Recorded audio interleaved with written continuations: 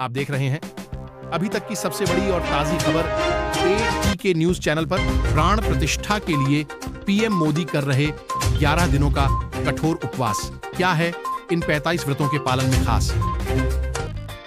अयोध्या में भगवान श्री राम की प्राण प्रतिष्ठा की सारी तैयारियां पूरी हो गई हैं। भले ही प्राण प्रतिष्ठा 22 जनवरी को है, लेकिन प्रधानमंत्री नरेंद्र मोदी 11 दिनों तक इस अनुष्ठान के लिए व्रत कर रहे हैं।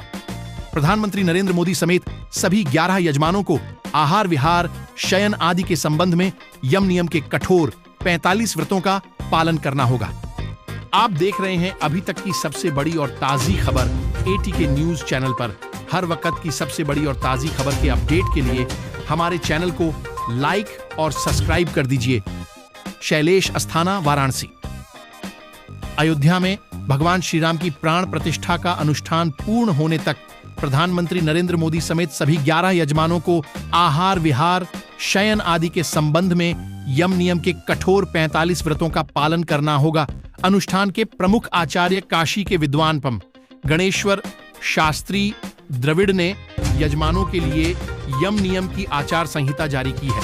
इसके अनुसार प्रधानमंत्री नरेंद्र मोदी समेत सभी यजमानों को 11 दिनों तक एक समय सेंधा नमक युक्त सात्विक आहार ग्रहण करना होगा। पीएम मोदी दिन में फलाहार कर सकते हैं। अनुष्ठान पूर्ण होने तक चारपाई पर सोना या बैठना वर्जित है।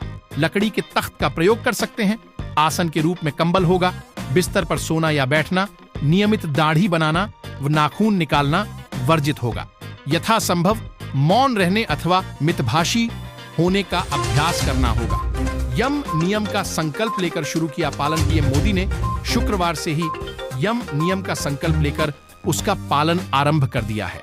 आचार्य शास्त्री ने इस संबंध में एक पत्र पूर्व में ही श्री राम जन्मभूमि तीर्थ क्षेत्र ट्रस्ट के कोषाध्यक्ष स्वामी गोविंद गिरी को भेजकर यजमानों को अवगत करा देने का आग्रह किया था। हालांकि उन्होंने इस व्रत का पालन करने के लिए शास्त्रों के अनुसार न्यूनतम 1 सप्ताह की अवधि तय करते हुए 15 जनवरी से पालन सुनिश्चित करने का आग्रह किया था। नित्य सुबह करेंगे स्नान, त्यागना होगा बाहरी भोजन पर। गणेश्वर शास्त्री द्रविड़ द्वारा शास्त्रों के आलोक में दी गई व्यवस्था के अनुसार सभी यजमानों को नित्य सुबह स्नान करना होगा। बाहरी भोजन का त्याग करना होगा। क्रोध, लोभ, मद, मोह, अहंकार से मुक्त रहकर ध्यान साधना के माध्यम से मन को एकाग्र रखना होगा। सत्य व्रत का पालन करना होगा। सिले वस्त्रों से दूरी, भोजन भी होगा। सादा आचार्य द्रविड़ के अनुसार यजमानों को इस अवधि में यथासंभव सिले हुए वस्त्र से दूर रहना होगा। रेशमी ऊनी वस्त्र, कंबल, शाल, स्वेटर आदि धारण कर सकते हैं। सद्विचार, सत्चिंतन से युक्त रहना होगा।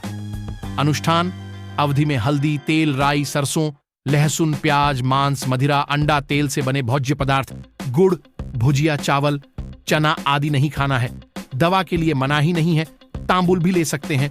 खाने पीने के सभी पदार्थों को भगवान को भोग लगाकर प्रसाद के रूप में ग्रहण करेंगे। 140 करोड़ भारतीय होंगे मेरे साथ।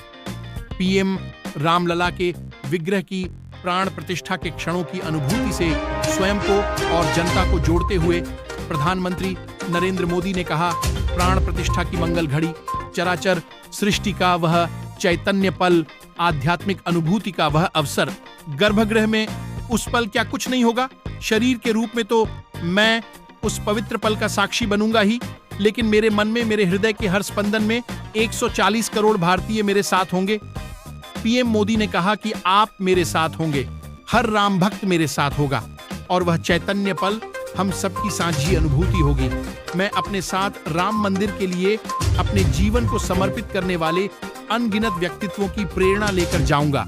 जब 140 करोड़ देशवासी उस पल में मन से मेरे साथ जुड़ जाएंगे और जब मैं आपकी ऊर्जा को साथ लेकर गर्भगृह में प्रवेश करूंगा, तो मुझे भी एहसास होगा कि मैं अकेला नहीं, आप सब भी मेरे साथ हैं। पीएम मोदी ने मांगा लोगों का आशीर्वाद। प्रधानमंत्री ने देश को अपने साथ जुड़ने के लिए कहा और नमो ऐप पर लिखित में शब्दों के रूप में आशीर्वाद भी मांगा। देशवासियों से अपने भाव उनके साथ साझा करने को कहा। बोले, जनता जनार्दन में ईश्वर का रूप होता है। ये मैंने साक्षात देखा है, महसूस किया है। जब ईश्वर रूपी वही जनता शब्दों में अपनी भावनाएं प्रकट करती है, आशीर्वाद देती है, तो मुझ में भी नई ऊर्जा का संचार होता है। आज मुझे आपके आशीर्वाद की आवश्यकता है। जब पीएम मोदी को आई मां की याद, प्रधानमंत्री ने स्वामी विवेकानंद और मराठा शासक छत्रपति शिवाजी महाराज की मां जीजाबाई की जयंती का उल्लेख करते हुए कहा कि इस अवसर पर उन्हें अपनी मां की याद आना स्वाभाविक है, जो अपने जीवन के अंतिम समय तक सीताराम का जप करती रहीं। दोस्तों, आप देख रहे हैं अभी तक की सबसे बड़ी और ताजी खबर ATK न्यूज चैनल पर। हर वक्त की सबसे बड़ी और ताजी खबर के अपडेट के लिए हमारे चैनल को लाइक और सब्सक्राइब कर दीजिए। चैनल को प्यार और सपोर्ट करने के लिए आपको दिल से धन्यवाद।